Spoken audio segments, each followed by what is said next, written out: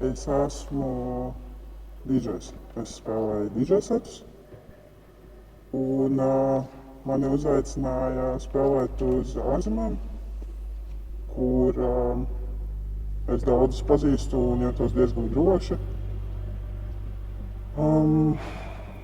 Jā, es atbraucu uz savu setu, varbūt kādu stundu pirms man bija jāsāk spēlēt.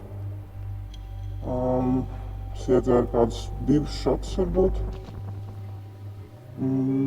Sāku spēlēt, un sākas actions uz dancefloora, un viss ir tā kā forši. Un es spēlēju, un tad es atceros varbūt kādas vēl 2 ainas, pāris sekundžu no tās nakts, un tad es pamostos no rīta. Un tad, kad es pamodos, man bija tāda sajūta, ka es vienkārši tur pēc satusēšanās un tā saucamā blackout, neko neatceros, bet tā bija pilnībā cita sajūta kaut kur tagad dziļi vēderā, ka kaut kas nav kārtībā, un tagad rītīgi nav kārtībā, un es neko neatceros kopš tā momenta. Un ar mani tajā naktī bija draudzene, kurai tieši bija Sober Oktober. Viņai nācās aizbraukt prom ātrāk nekā man, un es uzreiz viņai zvanu un rakstu un jautāju, kas vispār bija un kāpēc es neko neatceros. Un tad viņa man pastāstīja, ka es beidzu spēlēt savu setu, un man turpat pie DJ galda bija mantas, un es pabeidzu spēlēt to setu, sēju pēc savām mantām, viņa pie manis pienāk, un kad viņa uz mani paskatījās, tā ir viena no tām ainām, ko es atceros, ka es viņai skatos pretī, un viņa man saka, paņem mantas, ejam prom, un laikam viņai jau tad likās, ka kaut kas īsti nav. Es atceros, ka es viņai skatos pretī acīs, un man tāds sajūta, ka es neko nesaprotu vispār. Ka man nav kāda koordinācijas sajūta, bet es to nevaru tā kā nokomunicēt īsti, un es vienkārši paņēmu savas mantas. Un es pateicu, ka es gribu iziet uzpīpēt. Mēs izejam ārā. Tā ir otrā aina, no kur es atceros no tās nakts. Es izejam ārā. Es uz viņu skatos, viņa man jautā, ok, ko tu tagad gribi darīt? Un tad es neko neatceros, bet es viņai esmu atbildējis, ka es gribu aiziet uz tualeti. Esmu aizgājis uz tualeti, un kad es izgāju ārā no tualetes, tad es nevarēju paiet taisni, un man bija pilnīgs apjukums acīs, tā kā es nezinu, apjukušam kucēnam vai kaut kā tā. Un kaut kādi cilvēki, kas ir gājuši garām, ir kaut ko pajokojuši, ka K-hole vai kaut kas tāds, un pasmējušies. Tad tas laikam kaut ko pasaka par to stāvokli, kurā es biju. Un pie manis esot piegājusi draudzene, kā es jau teicu, lai arī tās ir ārzemēs, bet es tur ļoti daudz zināju un daudz gadus esmu turien braukājusi. Censies ar mani parunāt tā draudzene, bet nav īsti sanācis. Viņi neko baigi daudz, jo tā kā es nereaģēju vispār ne uz ko. Viņi tā kā neko īsti par to nepadomāja un aizgāja prom. Pēc tam es sapratu to, ka esmu aizmirsusi visas savas fleškas un telefonus DJ galdu. Un es neesmu tāds cilvēks, kas aizmirst lietas tādos veidos, un točam ne pēc DJ setiem. Tad vienmēr, lai kāda nebūtu tā kondīcija, ir gadījies viss kaut kā, tad vienmēr ir jāsavāc viss, kas ir savējais. Tā kā saka, hit your shit.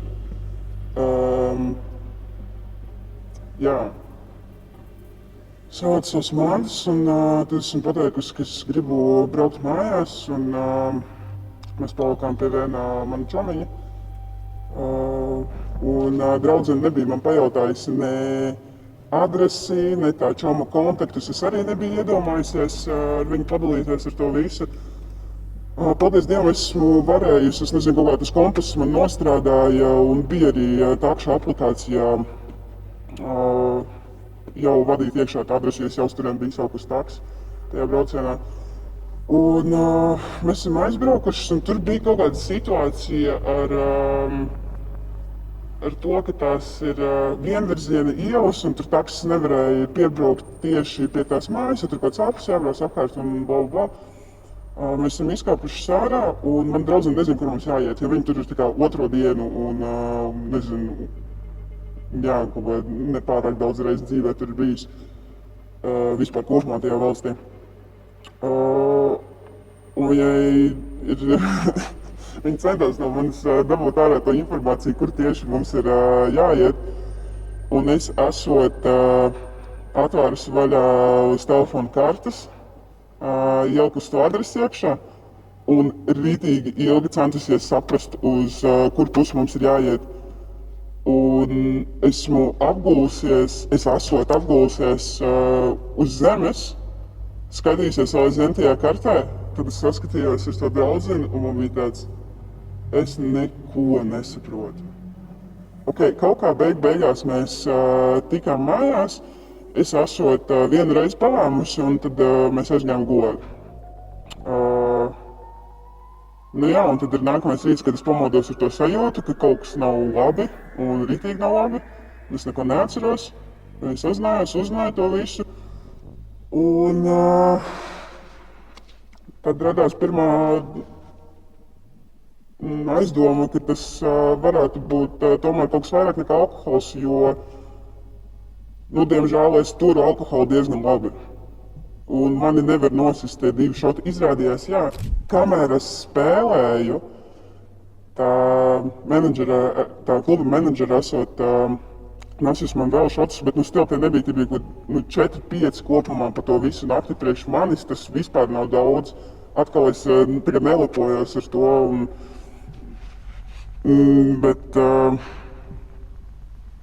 un tad vēl ir bijis moments, kad esmu paņēmusi šotu no cilvēka no dancefloora, kas vienkārši man viņu ir pasniedzis. Un te ir tas, ka es Latvijā jūtos tik droši, ka es nebiju aizdomājusies par to, ka varbūt tā nevajadzētu darīt. Un es nezinu, no kurienes man vispār ir tāds naivums, es neesmu naivs cilvēks, un es redzu cilvēkiem ritīgi labi cauri, un šitā vispār ir debila situācija, jo tas ir pirmais likums, tu neņem dzērienus no nepazīstamiem cilvēkiem, bet kaut kā tur man likās, ka tā ir man pazīstama valsts, tā ir man pazīstama vide, šeit ir ritīgi daudz man čomiņu, un tas nav tas klasiskais kaut kāds kluba setups, kurš ir diezgan komerciāls, bet vairāk tāda komunas lieta, un es nebiju iedomājusies, ka kāds tur tā varētu izdarīt. Un, kā es iepriekš teicu, es paliku pie čomiņa, es uzreiz gāju pie tā čomiņa, es viņš man sagaida, viņš labrīt, beidzot tu pamodies, un es vienkārši sāku raudāt, un es saku, man liekas, man sazāļoja vakardien. Pagāja kādas 3-4 stundas, un man sāk palikt nereāli slikti. Man nekad mūžā nav bijis tik slikti. Ja man būtu kaut kas kuņģī, es ventu non-stopā. Tas pirmais bija, ka es izvēmu ārā tās brokastis, un viņas bija tieši tādā pašā formātā, kā viņas bija šķīvi. Pēc idejas tīri teorētiski viņas varētu uzlikt atpakaļ un arī apēst. Tajā mans kuņģis vispār nedarbojās. Un tad es jau sāku domāt, vai man nav jāmeklē kaut kāda palīdzība, man bail no tādām lietām, kā, saindēšanās, atūdeņošanās, un mazums, kas tas sūds bija, varbūt man uz viņu ir alerģija, varbūt tā bija kaut kāda pārdozēšana, es nezinu, mazums tur kas kaut kāds fentanyl leist, varbūt arī kaut kas, nav jausmas jau. Un es arī esmu tādā stāvoklī, ka es īsti nevaru, man liekas, objektīvi pieņemt lēmumus. Tad sanāca ritīgi sūdīgi, ka tam čomam bija tikai viens atsāgu pāris. Viņam bija sarunāta masāža, kuru viņš tur gaidīja mēnešiem ilgi. Viņš aizbrauca ar tām vienīgajām atslēgām uz masāžu un, protams, ka izslēdza telefonu. Un es nezinu, kur viņš ir, un es centos trištakot kaut kā pēc Instagram followeriem vai vai kaut kā tā, bet man nesanāca, un tad es kādu pusotru stundu mocījos rītīgi. Man, burtiski es padzeros sūdu, man viņš uzreiz nāk ārā, un es visu laiku rīstos. Man šausmīgi sāp galva, un jā, un tad es jau sāku skatīties, vai nav kaut kādi balkoni, pa kuriem varētu nokāpt lejā, tas ir kaut kāds 3. 4. stāvs, vai nav kaut kāds fire escape trepītes, nekas no tā nebija. Un, jā, es sagaidīju, kamēr viņam beidzas tā stulbā masāža, viņš ātri brauc mājās, kamēr viņš brauc mājās, viņš jau piezvanīja ātriem, ielaida viņus iekšā, tad man aizveda uz toksikoloģijas nodaļu. Bet tad es sāku domāt, tajā valstī ir rītīgi strikti noteikumi saistībā ar narkotikām. Un man noteikti atrastu THC, piemēram. Un es negribēju visu to, kas nāk pēc tam, kad tur uzrādās pozitīvs kaut kas vienalga, vai tu pateiksi, tu esi sazāļos vai nē, visiem vienalga. Un tur ir ļoti bargi likumi saistībā ar to visu, un tas ir Eiropas Savienībā, un es nezināju, kā tas ietekmētu visu pārējo, bet tajā valstī man būtu liegums braukt ar mašīnu, man būtu liegums strādāt visu kaut kādos profesijās amatos un bla bla. Jā, un tad es sēžu tajā toksikoloģijas nodaļā, domāju, ok, davai, domā, kā mēs taču to izdarām. Un tad es saprotu, jā, ka esmu jau ātriem pastāstījis to, un laikam vairs neko, un, ja būs, tad būs, neko jau vairs to nevar izdarīt. Jā, tad es tiku parunāties ar toksikoloģi. Es viņai to visu izstāstu. Protams, ka viņi domā, ka tas ir vienkārši no alkohola. Un mēs parunājāmies, un tad viņi uz mani iet uz tādu pauzi nopietni, viņi man paskatās. Viņi saka, kāds ir jūsu šīs dienas vizītes mērķis? Un es viņai saku, laikam jau tas galvenais mērķis būtu saprast, vai esmu dzīva un vesela, man projām vienalga, kas tur bija, jo, tā kā, sorry, tajā brīdī es negribēju, atkal tur tā sarežģītā situācija, ka tas ir man tā kā otrās mājas, un es negribēju ķipa vārīt kaut kādus sodus vai, es nezinu, sarežģīts ir viss tas sajūtas un gribās jau saprast vienkārši, kad man viss ir kārtībā. Tāpēc es viņai atbildu, man vienkārši ir pasaprast, ka esmu dzīva un vesela.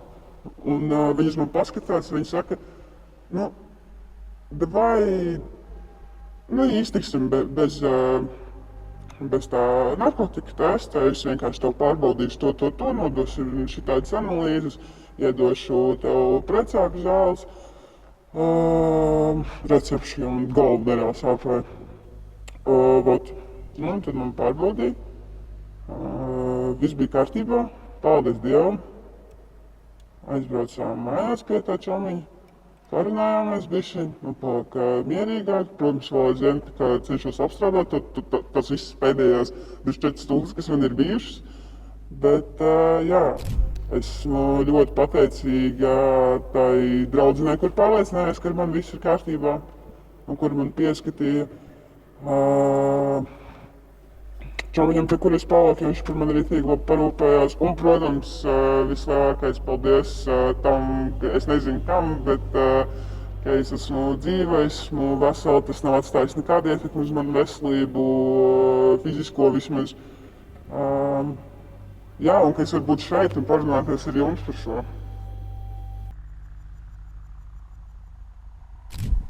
Jo es nejūtos īsti droši par to runāt tik atklāti, vai arī es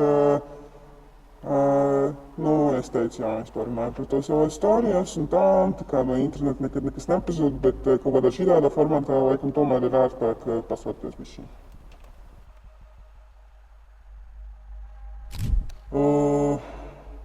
Tas, ka es neatceros pusi no tā seta. Tas, ka it kā viss izskatījās normāli, kamēr es viņu spēlēju, tad uzreiz, kā es nonācu nost no dekiem, tad pie manis pienāk draudzene, es viņai pastos pretī, un man ir absolūts tā kā, tas prikals, kad gaismas ir ieslēgts, bet neviens nav mājās, un apmēram tāds skatiens. Tāds, ka es aizmirsu savus fleškus un telefonu, es tā nedaru, tas ir briesmīgi, tas ir grēks, fleškus atstāt kaut kur šitā. Tas, ka es nevarēju pastaigāt, un ka es nevarēju parunāt, jo sanāk, ka pa visu to laiku, kad man beidzās sets un mēs aizbraucām mājās, es pateicu, cik 2 teikumus var būt, un tā bija kāda pusotra stunda. Es vienkārši neko, un tā kā kaut kā es atceros to sajūtu, pat ja es neatceros tik daudz kaut kādas vizuālas ainas, tad es atceros to sajūtu, ka es neko nesaprotu vispār, tā kā es neesmu šīs pasaules, un tas nav labā ziņā, kad, nezinu, jā, es jau minēju to THC, sorry, es pīpēju, un kad tu sapīpējies, un tad ir tāda forša sajūta, tas nebija tas bija tā kā absolūti briesmīgi. Es nefiltrēju, nesaprotu, nevaru arī to nokomunicēt pats svarīgākais. Viss, ko es pateicu, bija, jā, ka es gribu uz toaleti, un laikam 3 lietas. Es gribu uz toaleti, es gribu mājās, un es neko nesaprotu. Tas brīdis, kad es pateicu, ka es neko nesaprotu, bija kontekstuāls, un tad, laikam, tāpēc es varēju to pateikt, bet, jā.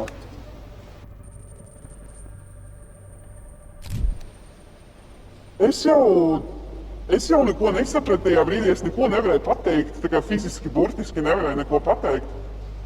Es nezināju, kā to nokomunicēt, tā kā tajā brīdī točas bija tik pazuduši, ka es nezināju, kā izmantot vispār savas runas spējas. Un man draudzene arī nav līdz galam saprata, jo viņai bija tāds, varbūt kaut kā jau gadās, pat ja tu daudz lieto alkoholu, kaut kad jau būs tās reizes, kad ir galīgi slikti un kaut kā, nezinu, neesi paēdis vai kas. Bet, laikam, te jāpiemina atkal, jā, es biju izdzēris tikai tos 4-5 šots, kas priekš manis nav nekas. Es pirms tam biju paķērusi rītīgi labu diendusiņu. Es biju ļoti labi pādusi, es biju dzērusi ūdeni, tā kā tas viss atkarīgi, ka tu rāuz tukšu vēduru vai kaut kas, un tad, protams, kā sanāk, bet, jā, un mēs jau tikai nākamajā dienā sapratām, kas īsti līdz galam ir noticis. Nē, pilnībā noteikti nē. Pat, ja liekas, ka tā kā sazāļošana ir vairāk tur par vardarbību no vīriešu puses pret sievietēm ar vēl visu kaut kādiem nodomiem pēc tam, bet īstenībā tas jau nav obligāti uz izvarošanu, tas var būt arī uz apzagšanu. Piemēram, tie stāsti, kad ir meitene, kuru džeks pasauc mājās, un tad viņš pamostās dzīvoklī bez nekā, kad iznest televizors, naudu, nezinu, rotas lietas un tā tālāk. Un arī tas, kad kad es iepastoju tos storijas par to, ka šitā ir noticis un tā, un stay safe. Man atbildēja arī džeki, ka viņus pašus ir sazāļojuši, vai arī, stāsta par to, ka džeks sazāļots, un man neliekas, ka tas būtu kaut kāds gender exclusive prikals.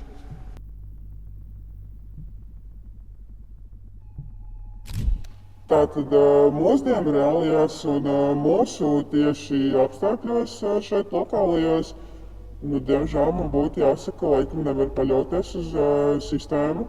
Un kaut kādā brīdī jau tu saproti to, ka ir pilnīgā dirsā, bet droši vien es teiktu, ka tas būtu tests ar kaut kādu pašu tests, kā laikam to sauc latviski, ar populārākajām kaut kādām tipu party drugs un date rape drugs un tā tālāk, jo vai nu tas būs kaut kas no tā, vai nu tas būs kaut kas superjauns, kas nebūs tajos testos. Ja tas būs kaut kas jauns, kas nebūs tajos testos, tad to tev visticamāk neuzrādīs arī tur slimnīcā, piemēram, ja tu aizbrauks. Sapirkties paštestus, patestēties uz to. Ja paliek galīgi slikti, tad ir jābrauc un jāmeklē palīdzību neatkarībā no tā, kādas tur būs sekas, un dzīvība laikam bišķi svarīgāk par to, ka tur varētu būt kaut kādas problēmas vai likumi. Es tūp tā teikt, bet tā tas diemžēl ir.